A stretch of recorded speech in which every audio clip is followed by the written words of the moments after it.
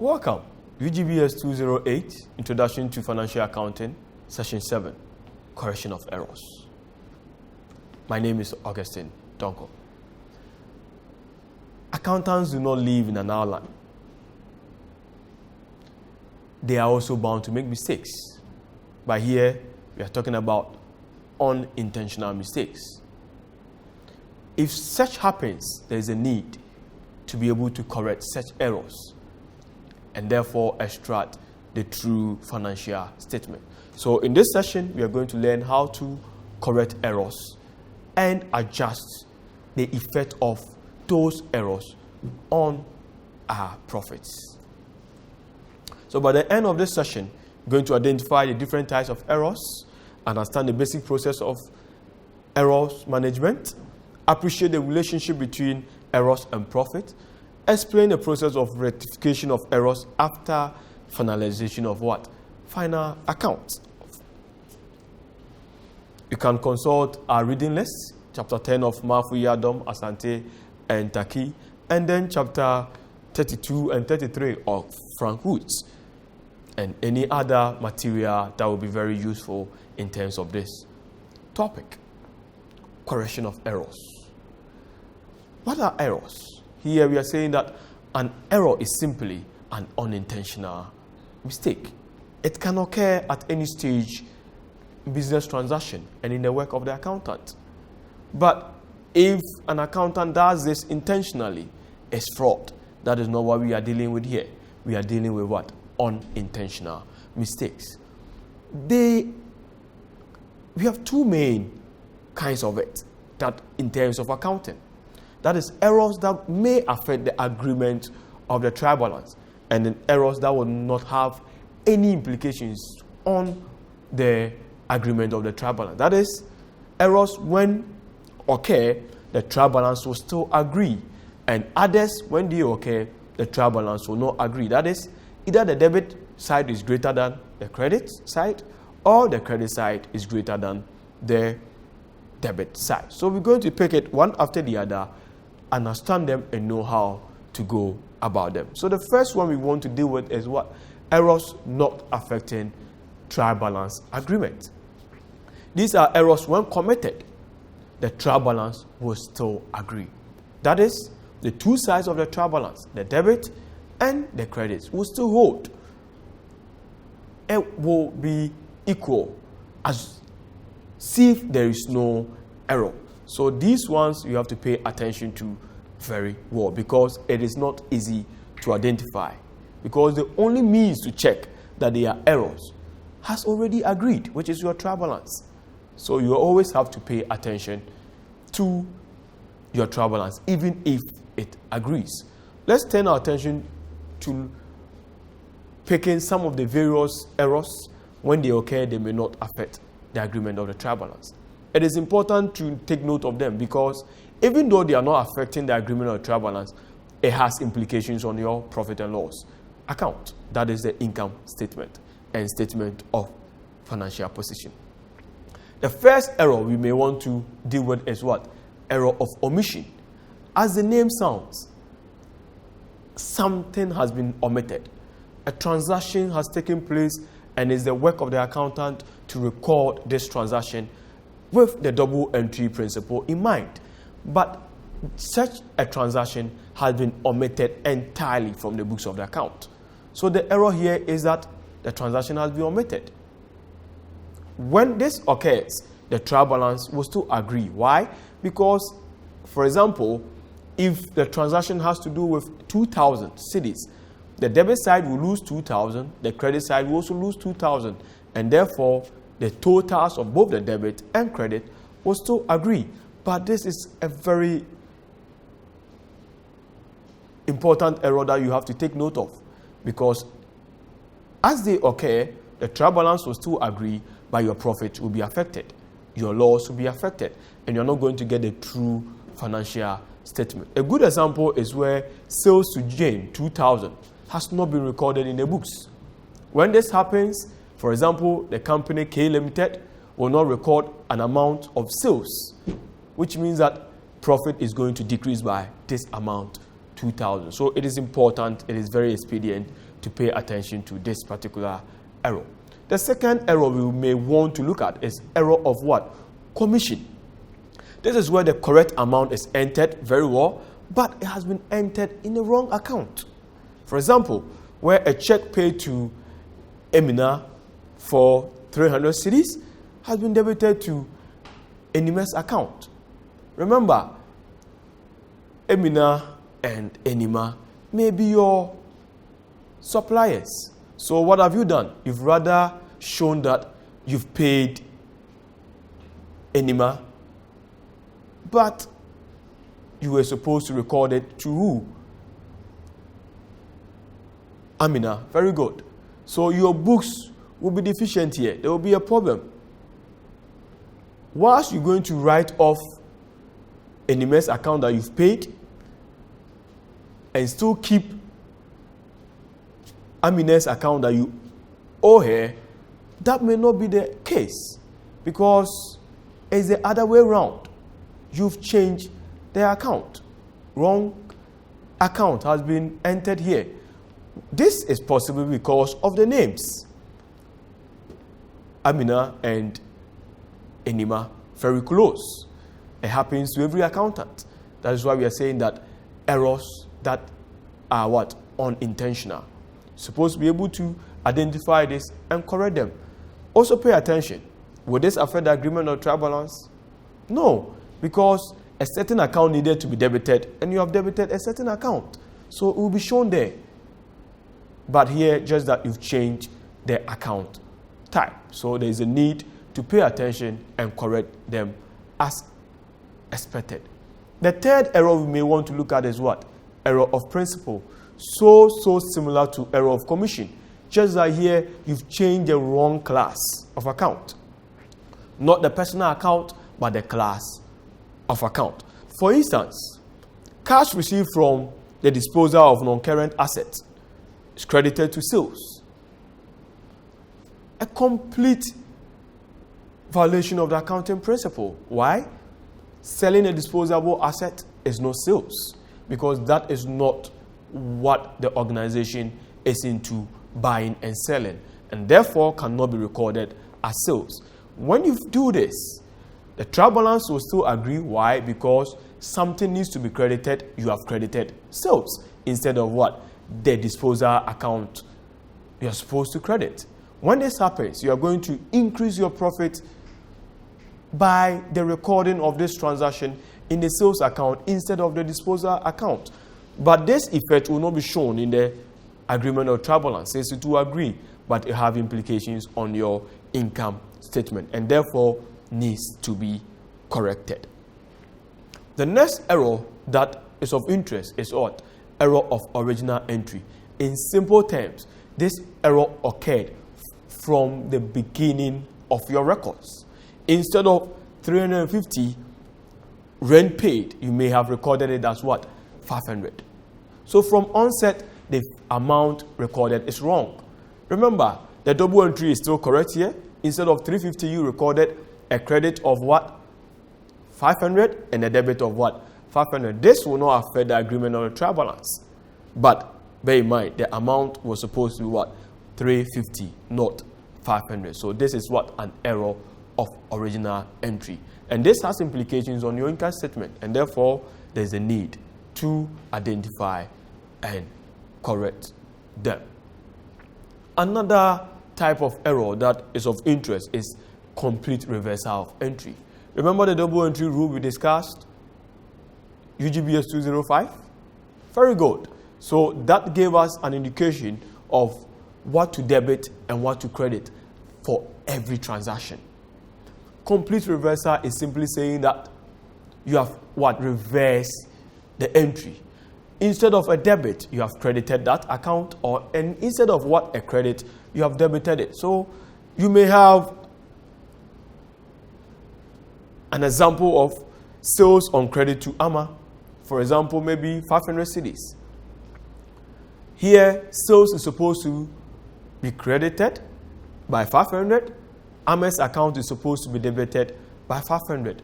You reverse it by recording sales on the debit, 500, AMA's on the credit, what? 500. The trial balance will still agree because something needed to be debited, it has been debited. Something needed to be what? Credited. Something has been credited. Just that there has been a reversal in this scenario. Note, if the reversal is in respect of only one account, that is, if I only reverse it in the sales account and did not do that in Ahmed's account, my trial balance will be affected. My trial balance will not agree. So that will at least give me an indication. So a complete reversal is where it has been done in the two sets of accounts. Now let's turn our attention to one other tricky error that is so often and so prone to the work of an accountant. Error of transposition. Transposing figures is so simple when you have, and so easy when you have several figures to deal with. For example, you may have to record an amount of 132 Ghana cedis. You have several figures you are dealing with. So instead of a debit of 132 and a credit of 132 in their respective account, you rather recorded 123 on the debit and 123 on the credit. Can you clearly see the transposition here? Yes. The positions of 3 and 2 has been transposed. And when that happens, it's a big error which will have a lot of implications on your income statement. And therefore, they must be identified and corrected. How do we correct all these errors when you identify them?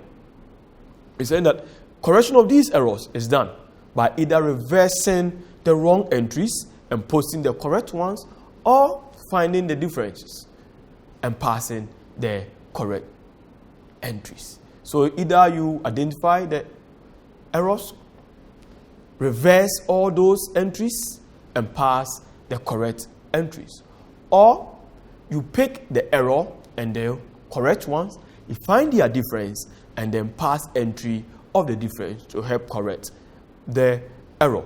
Suspense account will not be affected as the trial balance was not affected. So we will turn our attention to suspense account very soon to understand why the mention of suspense account. But before that, let's look at the other side of it. The errors, when committed, will affect the agreement of the trial balance. We may not be able to put names to all these types of errors, but we're managing to bring some to your attention, and there may be several of them. The first one that may come to mind is casting errors, where you are trying to add or you are trying to subtract. You may over-add or over-subtract, under-add or under-subtract, and that will be a major error. But bear in mind, I'm not so sure you'll be, by considering, be able to over-add with that same magnitude and on the credit side, and that same magnitude on the credit side. So mostly will be on one side. And when this happens, the agreement of the trial balance will be affected. Another type of this error is single entry, where only one side of the account has been dealt with, either one debit or one credit, and you failed to do the proper double entry.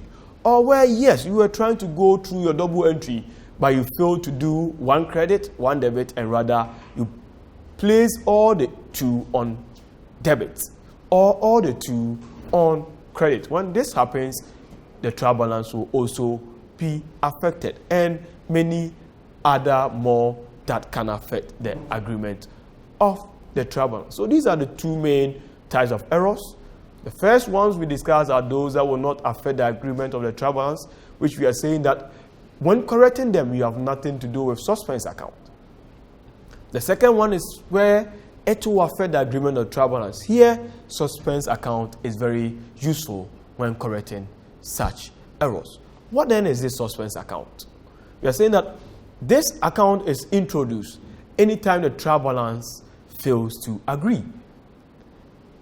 You do not just introduce them because the trial balance failed to agree, but a lot of effort has gone in trying to figure out what is causing the disagreement of the trial balance. What is causing the debit side of the trial balance not agreeing with the credit side of the trial balance. When such effort is still not fruitful, then we can resort to using the suspense account on interim basis to balance the trial balance. But wait a minute, it is not a safe haven. It's not a place to always go to when your trial balance is not balancing, because it is just an interim account to help you to correct that particular error that is causing the trial balance not to agree.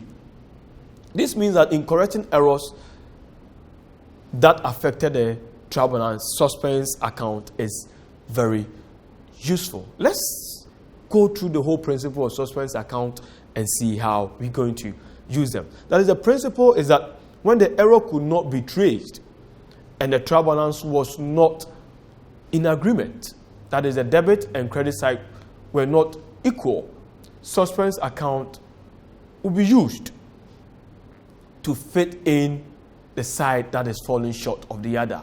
That is, if the debit side is more than the credit side, then the suspense account will be placed on the credit side to balance the trial balance, and vice versa. Therefore, if the error has now been identified, that is, in correcting the errors, if you've now been able to figure out what is causing the difference, then suspense account will no longer be part of your books, since the correction of the error will take suspense account off the books. So suspense account should only be opened after effort to locate the error had not yielded the desired results, and not be used as a safe haven for dumping imbalances.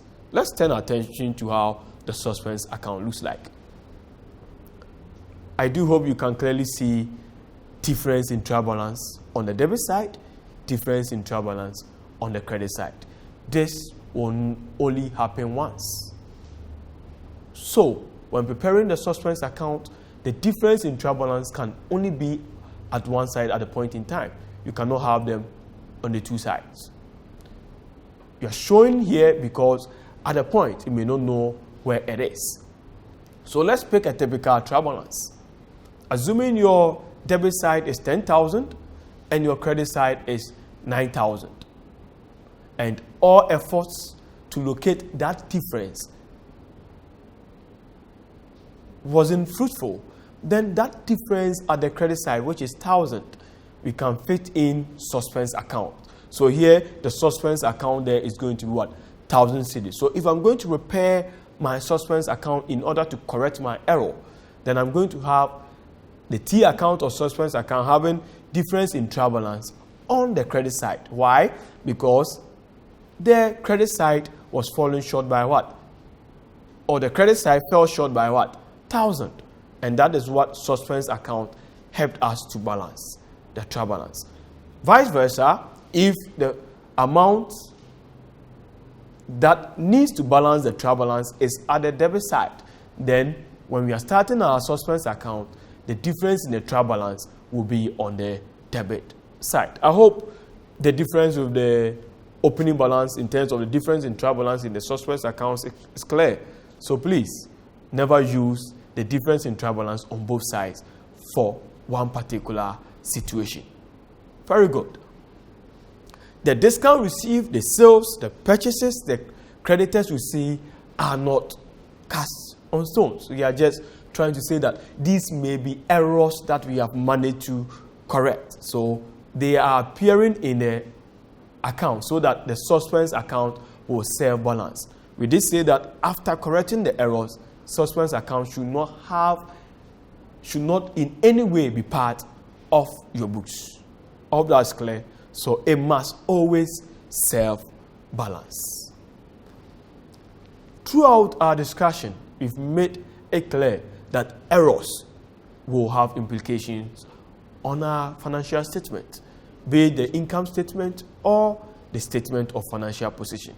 With this, it is very expedient to know how to deal with this, to know how to correct the financial statement when errors have finally been identified and corrected.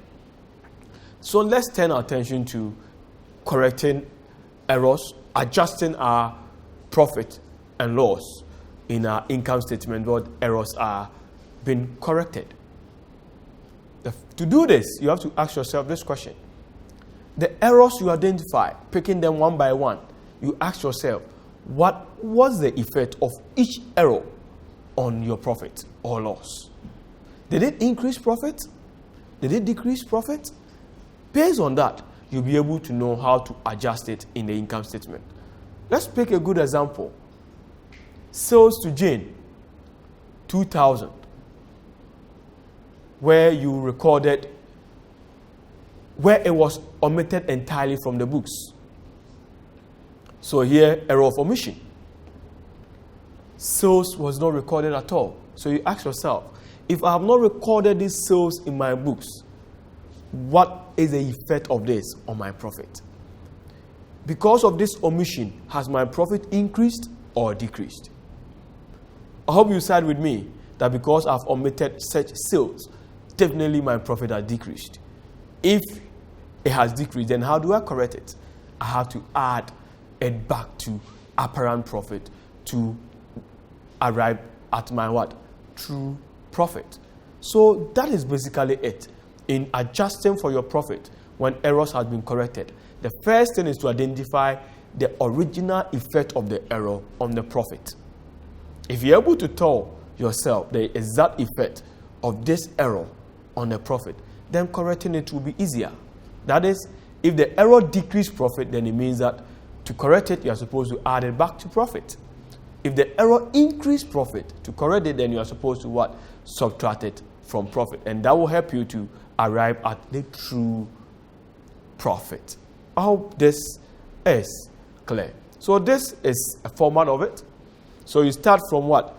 The profit per the draft account, the one that is prone to errors because it was prepared based on information that have errors. So we said that if the error you identify increase profit, what do? You add it back. So all the ones we are trying to show as addition here are errors we are assuming decrease profit. So we are adding back to get the true profit. And the ones we are subtracting here are what? Errors that per our assessment of the error, per our analysis of the error, increase profit. So we are subtracting it from the apparent profit to derive our true profit. Bear in mind, not all errors have implications on our income statement. Only errors that have to do with items that are found in the income statement will have implications on our net profit and therefore needs to be adjusted. But errors that have nothing to do with items in the income statement will have nothing to do with adjustment or correction of net profit. I hope this is clear. The moment there are errors, definitely the statement of financial position will also be affected. So there's the need for us to redraft the statement of financial position.